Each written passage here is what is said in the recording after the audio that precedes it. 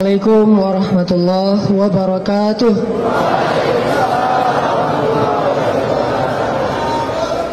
Alhamdulillahirabbil alamin.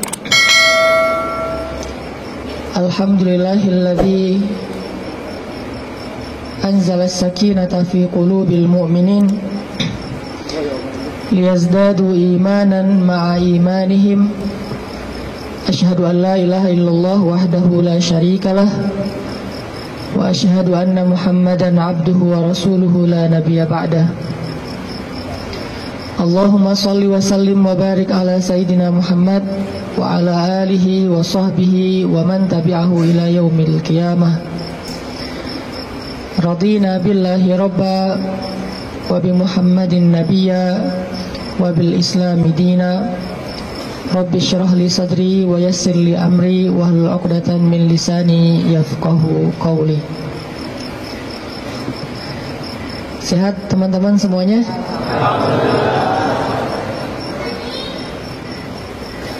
Kapan insyaallah? Akad maksudnya? Boleh saya tanya dulu, siapa yang baru nikah?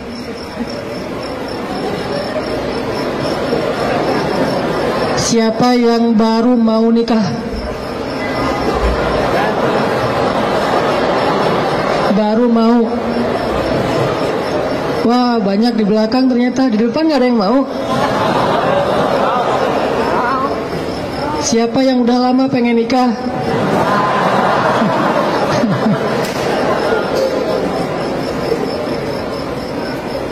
Kalau nikah tuh jangan kepengen ya, langsung datang aja, ditolak datang lagi, ditolak datang lagi, kayak Julaibib pantang menyerah. Kita hari ini bahas apa?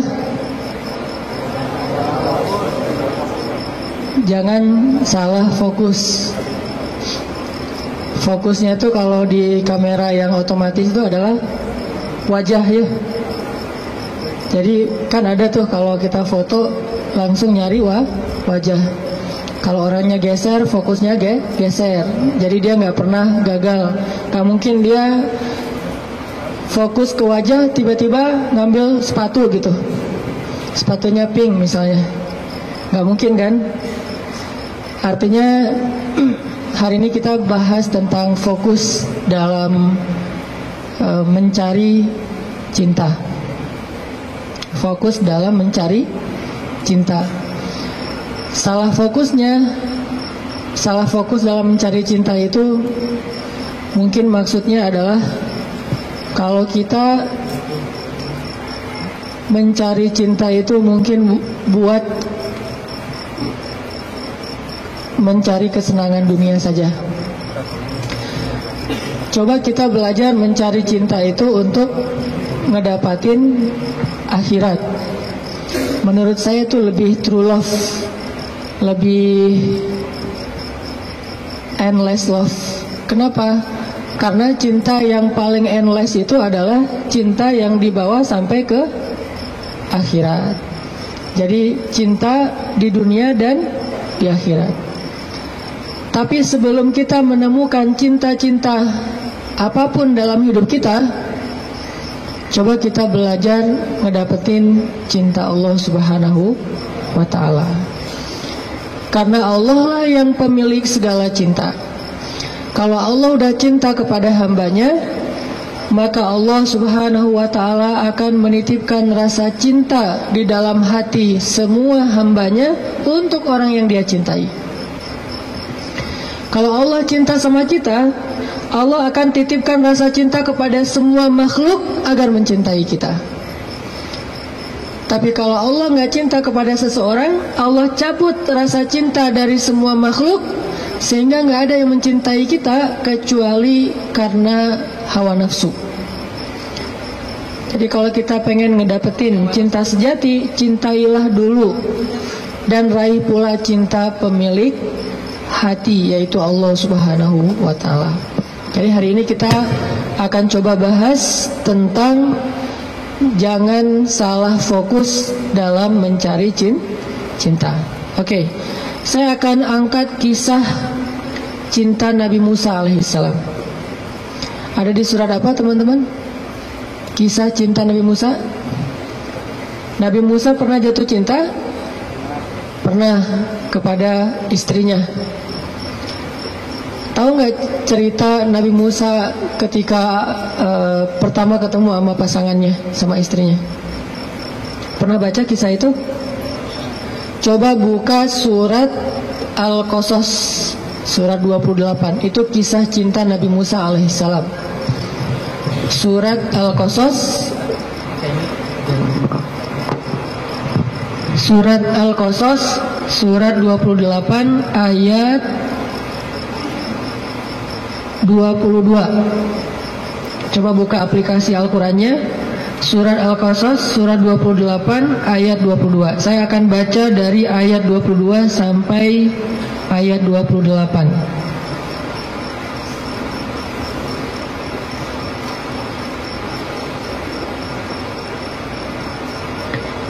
Surat Al-Qasas ayat 22 sampai 28. A'udzu billahi minasy syaithanir rajim. Bismillahirrahmanirrahim.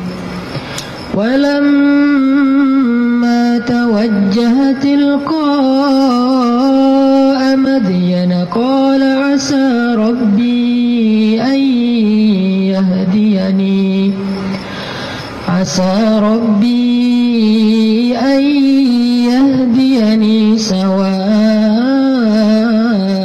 السبيل ولما ورد ماء مدين وجد عليه أمة من الناس يسقون ووجد من دونهم امرأتين تذودان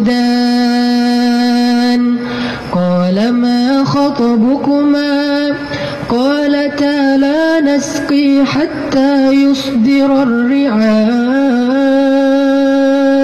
وأبونا شيخ كبير فسقى لهما ثم تولى إلى الظل فقال رب إني لما أنزلت إلي من خير فقير فجاءته إحداهما تمشي على استحياء قالت إن أبي يدعوك ليجزيك أجر ما سقيت لنا فلما جاءه وقص عليه القصص قال لا تخف نجوت من القوم الظالمين قالت إحداهما يا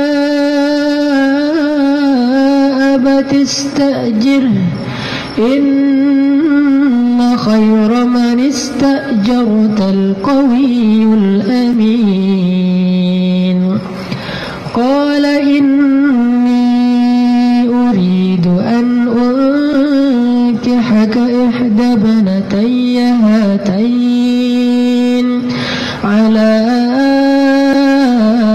أن تأجرني 8 حجج فإن أتممت 10 فمن عندك وما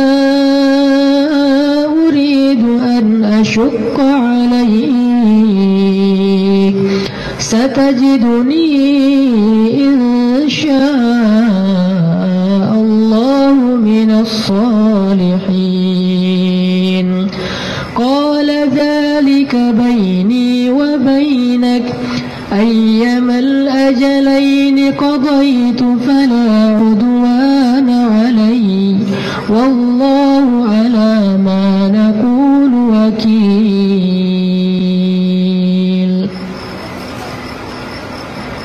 Dan ketika Musa menghadap ke arah negeri Madian, ia berdoa, semoga Tuhanku membimbingku ke jalan yang benar. Lalu saat ia sampai di sebuah sumber air di negeri Madian itu, ia menjumpai di sana sekumpulan orang yang sedang memberi minum kepada ternaknya.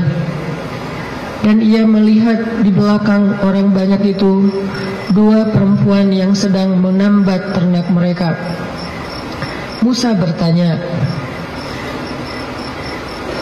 apa yang kalian butuhkan? Kedua perempuan itu menjawab, kami tidak dapat memberi minuman ternak kami sebelum penggembala-penggembala itu memulangkan ternak mereka, sedangkan ayah kami adalah orang tua yang sudah lanjut usianya. Lalu Musa menolong mereka dengan memberi minuman ternak itu. Kemudian dia kembali ke tempat teduh lalu berdoa, ya Tuhanku, sesungguhnya aku sangat membutuhkan suatu kebaikan yang turun darimu kepadaku. Tidak lama kemudian datanglah kepada Musa salah seorang dari dua perempuan tadi, berjalan dalam keadaan malu-malu. Ia berkata, sesungguhnya ayahku memanggil engkau agar ia memberikan hadiah terhadap kebaikanmu dengan memberi minuman ternak kami tadi. Maka tatkala Musa bertemu dengan ayah perempuan itu dan menceritakan kepadanya cerita tentang dirinya, laki-laki itu berkata, janganlah kamu khawatir, kamu telah selamat dari orang-orang yang zalim itu atau Fir'aun. Lalu salah seorang dari kedua perempuan itu berkata, wahai ayahku, ambillah ia sebagai pekerja kepada kita. Sesungguhnya orang yang paling baik yang engkau ambil sebagai pekerja adalah orang yang kuat lagi dapat dipercaya. Berkatalah laki-laki itu, sesungguhnya aku ingin menikahkan kamu dengan salah seorang dari putriku, dengan dasar bahwa kamu bekerja kepadaku selama 8 tahun. Dan jika kamu cukupkan 10 tahun, maka itu adalah satu kebaikan darimu. Maka aku tidak hendak memberati kamu, dan kamu insya Allah akan mendapatiku termasuk orang-orang yang baik. Musa berkata, baiklah, itulah perjanjian antara aku dengan engkau. Yang mana saja dari kedua waktu yang ditentukan itu aku sempurnakan, maka tidak ada tuntutan tambahan atas diriku lagi, dan Allah adalah saksi atas apa yang kita ucapkan. Shadaqallahul azim. Teman-teman yang dirahmati Allah Subhanahu wa taala, itulah kisah, salah satu penggalan kisah dari kisah Nabi Musa yang sangat panjang di dalam Al-Quran. Nanti kita bisa melihat bagaimana Nabi Musa tetap fokus kepada cita-citanya, tetap fokus kepada keinginannya, tetap fokus kepada himmah, azam, apa yang selama ini dicari oleh Nabi Musa alaihissalam. Walaupun adegan hidupnya berubah-ubah, karena manusia itu menjalani hidup dengan adegan yang kadang-kadang kita tidak menduga. Saya merasa bahwa hidup saya itu penuh dengan kejutan dari Allah. Saya orang Aceh asli, anak dari orang tua yang mungkin bukan orang kaya, tapi tiba-tiba Allah mentakdirkan saya kuliah di Mesir. Lalu pulang dari Mesir saya tinggal di Bandung. Sampai hari ini banyak adegan dalam hidup kita itu, banyak hal yang kita nggak pernah menduga.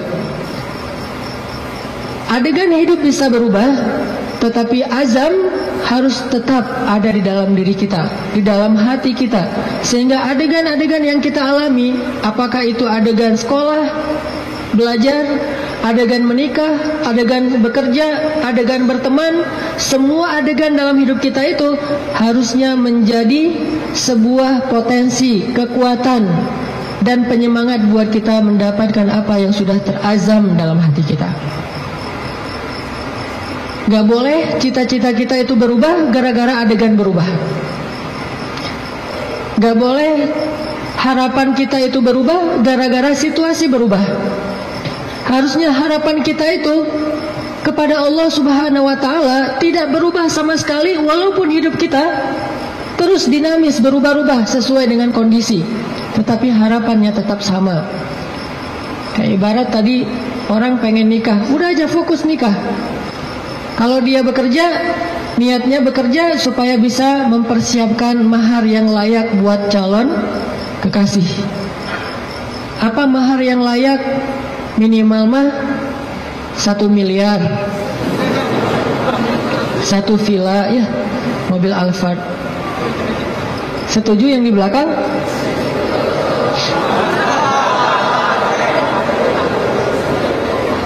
Kalau nggak sampai segitu pun minimal 1 motor, rumah kontrakan, sama pendapatan yang cukup untuk kita berdua.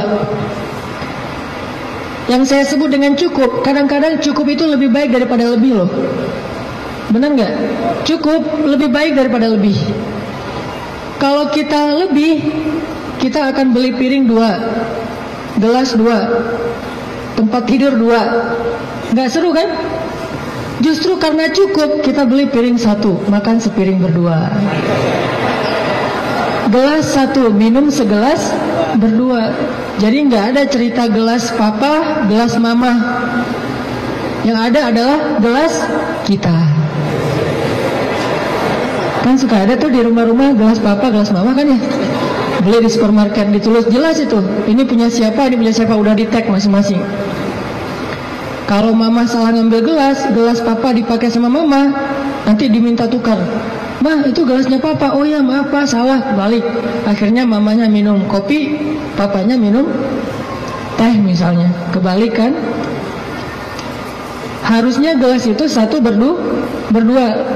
Tolong yang mau nikah ya, di rumah siapkan hanya 1 gelas. Sisanya dikotakin aja, kalau ada tamu baru dikeluarin. Yang kita pakai sehari-hari hanya 1 gelas. Itu cinta yang nyunnah. Karena Nabi minum hanya dari gelas yang bekas diminum oleh Aisyah. Kecuali kalau aku agak-agak susah ya. Kalau misalnya gelas, Nabi itu Aisyah minum, setelah selesai Aisyah minum, Nabi akan lihat mana bekas bibirnya Aisyah. Maka Nabi persis akan minum dari bekas bibirnya Aisyah. Masih mikir mau nikah? Kerja untuk mempersiapkan mahar yang layak, nafkah yang cukup. Sekolah untuk belajar bagaimana menjadi suami atau istri yang soleh-solihah. Jadi apapun adegannya, dia jadikan sebagai potensi, semangat, dan kebaikan untuk dia raih apa yang dia harapkan. Itulah Musa alaihissalam. Dia punya sebuah azam, dia punya sebuah cita-cita, ingin membebaskan Bani Israel dari perbudakannya Fir'aun, ingin melakukan revolusi di negeri Mesir, ingin mengajarkan kepada Bani Israel la ilaha illallah, ingin mengajarkan kepada Bani Israel agama Yahudi. Sehingga adegan dia menikah pun, dia mencari seorang perempuan yang bisa mendukung dakwahnya. Jadi dia bukan mencari seorang perempuan yang hanya dia senangi saja, bukan mencari seorang calon istri yang hanya ngeklik doang tuh di hatinya. Tapi dia mencari calon istri, selain ngeklik di hatinya, calon istri ini juga bisa melengkapi dia, menyempurnakan dia, dan menolong dia dalam segala urusan dakwah di jalan Allah Subhanahu wa Ta'ala. Ini namanya fokus. Jadi salah satu yang ditanya itu adalah, mungkin diantara CV yang perlu diketahui, siap nggak kalau ternyata suaminya ini aktivis dakwah? Siap nggak kalau suaminya ini misalnya harus aktif berdakwah, kadang-kadang berkorban dengan harta keluarga untuk kepentingan dakwah? Seperti Rasulullah SAW berdakwah didukung oleh Khadijah. Sungguh kalau tidak ada Khadijah, kayaknya dakwah Nabi itu juga bakalan banyak sekali masalah. Untung Allah Subhanahu wa Ta'ala memberikan pendukung pertama buat Rasulullah, justru yang berasal dari rumahnya sendiri, kekasih sejatinya Rasulullah, yaitu Khadijah. Sehingga ketika Nabi berdakwah, yang mendukung dakwahnya Nabi itu justru Khadijah. Bayangin kalau Nabi berdakwah, justru yang memusuhi dakwah Nabi adalah istrinya sendiri, itu berat banget. Kayak Nabi Lut dan Nabi Nuh alaihissalam. Itu yang paling berat. Makanya kalau kita tadi baca di dalam surat Al-Qasas, kisah dakwah, kisah cintanya Nabi Musa alaihissalam, dimulai dari kalimat yang ada di ayat 22, asa rabbi ayyahdiyani sawa as-sabil, semoga Tuhanku akan membimbingku ke jalan yang lurus. Artinya Nabi Musa itu berserah diri kepada Allah, ya Allah, kalau engkau pertemukan saya kepada seorang calon istri saya, pertemukanlah dengan seorang perempuan yang membuat saya tetap di jalanmu. Kalau engkau memberi saya pekerjaan dan rezeki, berilah saya pekerjaan yang membuat saya tetap di jalanmu. Kalau engkau memberikan saya teman dan sahabat, berikanlah saya sahabat dan teman yang membuat saya tetap di jalanmu. Intinya sawa asbil, ihdinas siratal mustaqim. Itu fokusnya Nabi Musa. Gak pengen gara-gara cinta akhirnya keluar dari sawa as-sabil.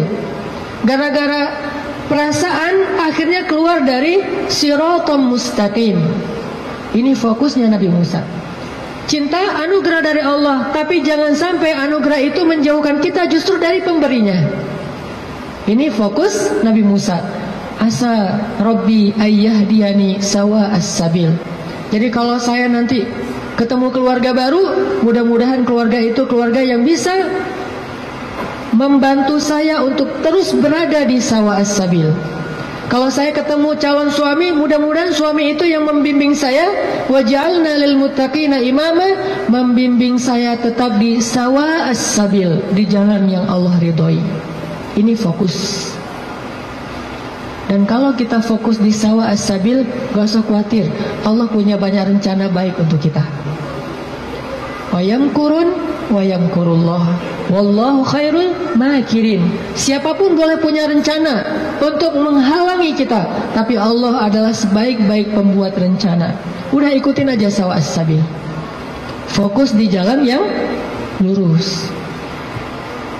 Sawa itu bahasa lainnya istiwa. Atau dalam bahasa Arab kadang-kadang orang Arab suka nyebut dengan istilah khatul istiwa. Terus jadi bahasa Indonesia katulistiwa.